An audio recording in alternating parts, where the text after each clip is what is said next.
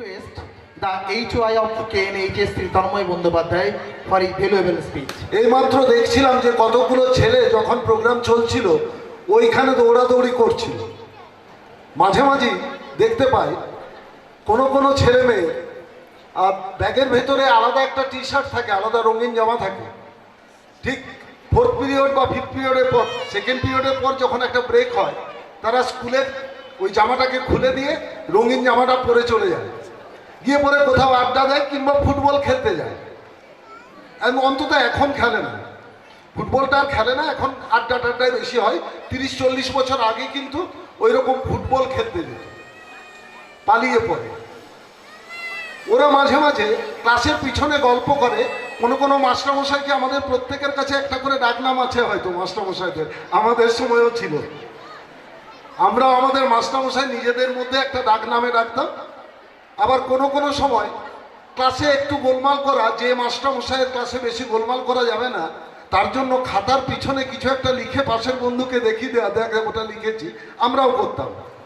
তার মানে তোমরা যে দোষে দুষ্ট, আমাদের সবগুলো ছিল। আমরা কোনোভাবেই ধোয়া তুলসী পাতা নই, আমাদের ওইগুলো ছিল। তাহলে তোমাদেরকে ধমক দিই কেন, বকি কেন বকি? তার কারণ হচ্ছে আগুনে হাত দিয়েছিলাম আমরা এক সময়, আঙুলটা পুড়ে গেছে। তাই আমার ছেলে মেয়েকে বলি, বাবা তোর এই যন্ত্রণাটা যেন না হয়। সুতরাং আমরাও আগুনে হাত দিয়েছি, আমরাও খারাপ কাজ করেছি। সত্যদা 2 বছর আগে স্কুলে আসার পর ঠিক ওই রুমটাতে, যে রুমটায় এখন অলচিকির ক্লাস হয়, ওটাতে ছিল আমাদের সায়েন্সের ক্লাস। আগে প্রথমে এসেই ক্লাসের পিছনে দাঁড়ালো খানিকক্ষণ চুপ করে, তারপরে বলল, তন্ময় বাবু, আমি নিজেকে দেখতে পাচ্ছি এই ক্লাসরুমের লাস্ট বেঞ্চে। আমি এইখানে বসে আছি, লাস্ট বেঞ্চে ক্লাস চলছে, তার মধ্যেও গল্প করছি টুকটাক। আমরা যাদেরকে তথাকথিতভাবে ভালো ছেলে মেয়ে বলি না লেখাপড়াতে দিক থেকে, সেই তাদের মতোই স্কুল পালিয়ে পাঁচিল টপকে হয়তো কোনো সময় ও ফুটবল খেলতে ভালোবাসত, কোনো সময় ফুটবল খেলতে চলে যেত, ক্রিকেট খেলতে চলে যেত। আমরা অনেক সময় জাজ করি, বলি ওই ছেলেটি ভালো, ওই মেয়েটি ভালো। কিসের ভিত্তিতে? শুধু লেখাপড়া? তাহলে তো বলবো ভালো ছাত্র বা ভালো ছাত্রী। ভালো ছেলে বা মেয়ে হওয়া সেটা ডিফারেন্ট, শুধুমাত্র লেখাপড়ায় নয়। আমি দেখতে পাচ্ছি যে সেই সময় সেই স্টুডেন্টদের মধ্যে তোমাদের মতো একজন, যে ক্লাসের পিছনের বেঞ্চে বসে মাথাটা নামিয়ে পড়ে কুরকুরে খায়, লেজ খায়, যে চিংগামটা খেয়ে পরে চিবিয়ে বেঞ্চের তলায় সেঁটে দেয়, তাদেরই মধ্যে একজন না একজন সত্যরঞ্জন মণ্ডল লুকিয়ে আছে। তোমার মধ্যে রয়েছে সত্যরঞ্জন মণ্ডল, তোমার মধ্যে রয়েছে সত্যরঞ্জন মণ্ডল, তোমার মধ্যে রয়েছে চায়না কর। সত্যরঞ্জন মণ্ডল চায়না কর কে?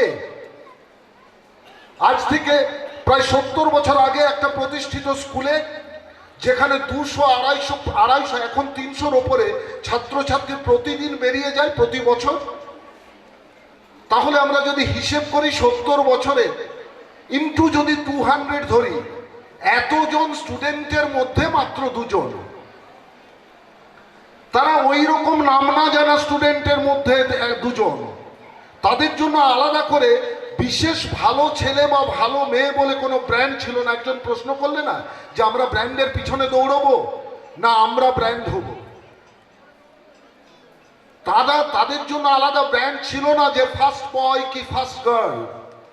সবাই প্রথম হয় না, কিন্তু তারপর লম্বা রেসের ঘোড়া হতে হয়। বললেন এইমাত্র সেই একজন ব্যর্থ ছাত্রের কথা, যে ছাত্র এমনকি ফেল করতে করতে পাশ করে বা পাশ করতে করতে ফেল করে যায় কোনো একটা সময়। ব্যর্থতা কাকে বলে? ব্যর্থতা মানে কোনো একটা চেষ্টা করার পর আমি পড়ে গেছি, কিন্তু 7 বার পড়বো, 8 বার উঠে দাঁড়াবো। 7 বার পড়ার পরেও 8 বারের বেলায় উঠে দাঁড়ানোর নাম হচ্ছে সাফল্য। তিনি তারপর বললেন IIT রুড়কি, ISM ধানবাদ, তারপর রিজিওনাল কলেজ অফ ম্যানেজমেন্টের তিনি কর্ণধার। এটাও বড় কথা নয়, করতেই পারেন। তিনি লেখাপড়ায় ভালো করে পরে একটা চাকরি পেতে পারেন, অনেক টাকা রোজগার করতে পারেন। তারপরে তিনি শিক্ষাকে, এডুকেশন তো ভালো ইনভেস্টমেন্ট, ভালো ব্যবসা, তিনি সেই ব্যবসায় সফল ব্যবসায়ী, এইটাও বড় কথা নয়। মণ্ডলবাবু বলছিলেন তার কলেজ সাউথ ইন্ডিয়াতে, এন্টায়ার সাউথ ইন্ডিয়াতে 7th, গোটা ব্যাঙ্গালোরে কমলপুরের মাটি থেকে একটা প্রত্যন্ত গ্রাম থেকে যাওয়া ছেলে এবং মেয়ে ব্যাঙ্গালোরে যে কলেজটা করেছে সেটা ব্যাঙ্গালোরের মধ্যে 2nd, এবং গোটা ইন্ডিয়াতে 24th র্যাঙ্ক করেছে। এটাও বড় কথা নয়, এটাও বড় কথা নয়, কারণ ব্যবসায়িক সাফল্য অনেকেই পেতে পারেন। বড় কথা এটাও নয় যে তারা স্কুলের সঙ্গে যোগাযোগ রেখেছেন। আমাদের অনেক প্রাক্তন ছাত্রছাত্রী, আমরা গর্বিত, আমাদের প্রাক্তন ছাত্রছাত্রীরা স্কুলের সাথে যোগাযোগ রাখেন। প্রাক্তন মাস্টারমশাইরা স্কুলকে ছেড়ে যান না। আমার তো মনে হয়, কালকে রাত্রে আমি একটা কথা লিখছিলাম, লিখতে লিখতে মনে হলো আচ্ছা, অনেক আগেই তো 28 বছর চাকরি করা হয়ে গেল এই কমলপুরে, অনেক আগেই অন্য কোনো জায়গায় হেডমাস্টার হিসেবে চলে যেতে পারতাম বাড়ির কাছাকাছি, কিন্তু কমলপুরের মাটি বড় টানে, কমলপুরের ভালোবাসা অনেক বেশি টেনে রাখে। আর সেই ভালোবাসার টানেই তারা প্রতি বছর দৌড়ে আসছেন। 12 থেকে 14 লাখ টাকার প্রত্যেক বছরের বাজেট। বড় কথা এটাই যে তারা স্কুলকে ভুলে যাননি। আমি বলছিলাম কালকে বিকেলে, আপনারা তো এইরকম প্রোগ্রাম, 12 থেকে 14 লাখ টাকার যে প্রোগ্রাম, সেই প্রোগ্রামে আপনারা বাইরে কোথাও করতে পারতেন, কিন্তু স্কুল মানে হচ্ছে দ্বিতীয় মা। সত্যদা তার মাকে নিয়ে এসছেন, তিনি গর্ভধারিণী, তিনি হচ্ছেন তার দেবকী মা, আর কমলপুর তার যশোদা মা। দেবকী মা জন্ম দিয়েছেন, যশোদা মা লালন পালন করেছে। কমলপুর নেতাজি স্কুল তার যশোদা মা, তাই সেই মায়ের টানে তিনি ফিরে আসেন। এটাই সবচেয়ে বড় কথা, যে আমরা তার জন্য খুঁজে খুঁজে বেড়াই কোন ছাত্র বা ছাত্রী একটু পড়াশুনোয় ভালো, বাবা নেই, কার অসহায় অবস্থা, তাকে আমরা খুঁজে বেড়াই বছরের এই একটা সময়। আবার আমাদের প্রাক্তনী সংঘের ক্ষেত্রেও সেটা প্রযোজ্য। আবার এইবার একটা ট্রেনিং স্কুল, যেখানে 80 জন মহিলার নাম অলরেডি লেখা হয়েছে। স্বপ্নটা বড়। বড় কথা এটাই যে স্থানীয় স্তরের মানুষদের জন্য, এই মহিলাদের জন্য তারা ভাবছেন। আমাকে চায়না ম্যাডাম বলছিলেন যে এমন একটা সময় তো আসতে পারে, ওরা টেলারিং শেখার পর কিছু জিনিস তৈরি করলো, ছোটোখাটো ছেলে মেয়েদের ইউনিফর্ম ইত্যাদি, সেইগুলোকে মার্কেটিং করা হলো, তারপর তারা একটু আর্থিক সচ্ছলতা তাদের মধ্যে এলো। বড় কথা হচ্ছে এটাই, স্কুলে তোমাদের জন্য যে খেলা ভালোবাসতো, অঙ্কে 6-এর মধ্যে 6 হয়তো কোনোদিন পায়নি, কিন্তু ক্রিকেটে বলকে একদম বাউন্ডারির বাইরে 6 মারতে পারতো, যে বলে বলে ফিজিক্সকে ফুটবল দিয়ে পরে গোল দিতে পারতো, সে কিন্তু তোমাদেরই জন্য ভেবেছে একটা ওপেন এয়ার জিমের কথা, আবার একটা মুক্ত মঞ্চের কথা, যেটা আমরা পরের বারে উদ্বোধন করব। মাঝখানে অনেকগুলো কাজ রয়েছে। এটাই বড় কথা, স্কুলের কথা ভাবা, পাশাপাশি মানুষের কথা ভাবা। দেখো, আমি একটা কথার মধ্যে লিখেছি যে উপার্জন, জীবনের জন্য আয় করা, এটা তো উপার্জন, আর অপরের জীবনের জন্য ব্যয় করা, এটা হচ্ছে অর্জন। তারা অর্জন করছেন, তারা কিছুই করেনি, কারণ স্কুল তাদেরকে অনেক দিয়েছে। একটু হালকা কথা বলি, স্কুল অনেক দিয়েছে মানে সত্যদার লেখাপড়ার জন্য স্কুল দিয়েছে, তাকে লেখাপড়া শিখিয়েছে, স্কুল তাকে মানুষ হতে শিখিয়েছে। না হলে এই ভালোবাসার টানে, তাহলে তো সে শুধুমাত্র মানি আর্নিং মেশিন হতো, টাকা রোজগারের যন্ত্র হতো। স্কুল নরম মাটিটাতে নিশ্চয়ই তার মধ্যে মনুষ্যত্বের বীজ বপন করেছে, তার জন্য তিনি মানুষ হয়েছেন, স্কুলের টানে তাই ছুটে আসেন। আর হালকা কথাটা হলো, তার সঙ্গে সঙ্গে এই স্কুল থেকে তার সহধর্মিনীও দিয়েছেন, মানে তিনি এখানে পড়াশুনো করেছেন, এইখানের থেকে বড় হয়েছেন, আবার এইখানের ছাত্রীও তার বিবাহিতা স্ত্রী। তার মানে তার জীবনে অনেক কিছু এই স্কুলকে কেন্দ্র করে, তিনি স্কুলের কথা ভাবছেন। আমাদের মাস্টারমশাইরাও বলছিলেন সেদিনে যে আমরা তো স্কুল ডাইরেক্টলি বা ইনডাইরেক্টলি অনেক কিছু পাচ্ছি।